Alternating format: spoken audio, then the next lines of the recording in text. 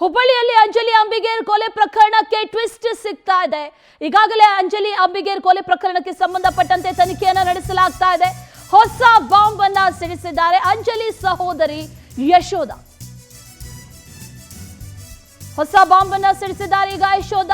ಈ ಹಿಂದೆ ನಮ್ಮ ಅಕ್ಕನನ್ನ ವಿಜಯ್ ಎಂಬಾತ ಲವ್ ಮಾಡ್ತಿದ್ದ. ಆವಾಗ ಗಲಾಟೆಯಾಗಿ ಕಂಪ್ಲೇಂಟ್ ಕೂಡ ಆಗಿತ್ತು.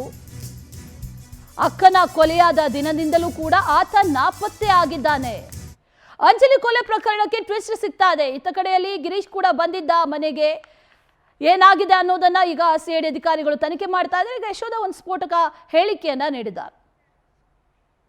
ಏನು ತೃಪ್ತಿ ಇಲ್ಲ, ಅವ್ನಿಂದ ಯಾರ ಆದಾರ ಅಂತ ಅನ್ನತಾರ್ರಿ. ಅವನ ಹೆಸರು ಗೊತ್ತಾಗೈತಿ, ವಿಜಯನ. ಮೊದ್ಲ ನಮ್ಮ ಅಕ್ಕಂದ ಕೇಸ್ ಆಗೈತ್ರಿ.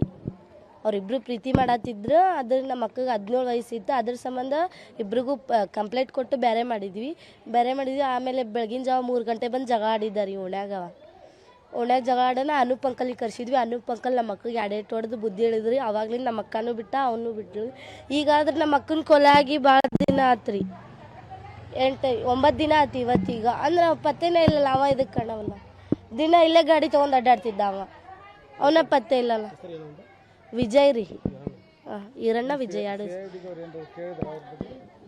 ಹೇಳೈತಣ್ಣ. ನಾವೇ ಹೇಳೇವ. ಮತ್ತು ಹಿಂದಾಡಿ ತಪ್ಪು ಹಿಡಿತಾರೆ ಅವ್ರು. ಅದಕ್ಕೆ ಅದ್ರ ಸಂಬಂಧ ನಾವು ಫಸ್ಟಿಗೆ ಹೇಳೇವಿ FIR ಆಗೈತ್ರಿ ಅಂತಂದೆ. FIR ಆಗೈತಂದ್ರೆ ಅವನ್ನ ಹಿಡ್ಕೊಂಬರ್ಬೇಕ್ರಿ.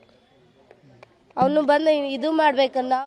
ಈ ವಿಚಾರಕ್ಕೆ ಸಂಬಂಧಪಟ್ಟಂತೆ ಮತ್ತಷ್ಟು ಡೀಟೇಲ್ಸ್ ಅನ್ನ ನೀಡ್ತಾ ಹೋಗ್ತಾರೆ ನಮ್ಮ ಪ್ರತಿನಿಧಿ ರವಿಕುಮಾರ್.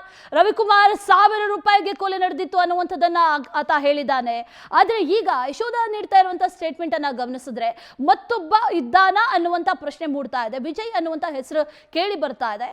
ಒಂದು ಟ್ವಿಸ್ಟ್ ಸಿಗ್ತಾ ಇರೋದಂತೂ ನಿಜ. ಡೀಟೇಲ್ಸ್ ಏನಿದೆ ಇದ್ರ ಬಗ್ಗೆ? ಅಶ್ವಿನಿ, ನಿಜಕ್ಕೂ ಕೂಡ ಅಂಜಲಿ ಅಂಬಿಗೇರ್ ಅವರ ಕೊಲೆ ಪ್ರಕರಣ ನಡೆದು 10 ದಿನಗಳ ಕಳೆದ ಕೂಡ ಸದ್ಯ ಒಂದು ಕಡೆ ಸಿಐಡಿ ಅಧಿಕಾರಿಗಳು ಈ ಒಂದು ಪ್ರಕರಣದ ತನಿಖೆಯನ್ನ ಮಾಡ್ತಾ ಇದ್ದಾರೆ.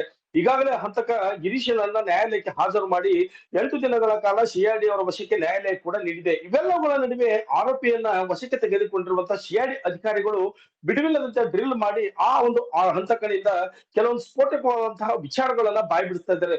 ಅದರಲ್ಲೂ ಪ್ರಮುಖವಾಗಿ ಈ ಒಂದು ಕೊಲೆ ಮಾಡಲು ಪ್ರಮುಖ ಕಾರಣ 1,000 ರೂಪಾಯಿ. ಈ 1,000 ರೂಪಾಯಿನ ಅಂದ್ರೆ ಏಪ್ರಿಲ್ 18ರಂದು ಆ ಒಂದು ನಡೆದಂತ ಹತ್ಯೆಯ ಹಿಂದಿನ ರಾತ್ರಿ ಆ ಒಂದು ಅಂಜಲಿ ಆ ಒಂದು ಆರೋಪಿಯಿಂದ 1,000 ರೂಪಾಯಿ ಫೋನ್ ಪೇ ಮಾಡಿಸಿಕೊಂಡಿದ್ದಳು. ಫೋನ್ ಪೇ ಮಾಡಿಸಿಕೊಂಡ ನಂತರ ಆ ಒಂದು ಗಿರೀಶನ ನಂಬರ್ ಅನ್ನ ಬ್ಲಾಕ್ ಹಾಕಿದ್ದಳು. ಇವೆಲ್ಲವುಗಳಿಂದ ಬೇಸತ್ತಂತಹ ಒಂದು ಗಿರೀಶ ಮೈಸೂರಿನಿಂದ ನೇರವಾಗಿ ರಾತ್ರೋರಾತ್ರಿ ಹುಬ್ಬಳ್ಳಿಗೆ ಬಂದು ಬೆಳಗಿನ ಜಾವ 5:30 ಅಂಜಲಿ ಅವರ ಮನೆ ಬಾಗಿಲು ತಟ್ಟಿ ಆ ಒಂದು ಅಂಜಲಿಯನ್ನ ಚಾಕು ಇರಿದು ಕೊಲೆ ಮಾಡಿದನು. ಇವೆಲ್ಲವೂ ಘಟನೆ ನಡೆದ ನಂತರ ಕೂಡ ಒಂದೊಂದು ಸ್ಫೋಟಕವಾದಂತ ವಿಚಾರಗಳು ಸದ್ಯ ಸಿಐಡಿ ಅವರ ತನಿಖೆಯಿಂದ ಹೊರಬೀಳ್ತೇವೆ. ಇದರ ಜೊತೆಗೆ ಚಾಕು ಕೂಡ ಸಿಕ್ಕಿಲ್ಲ.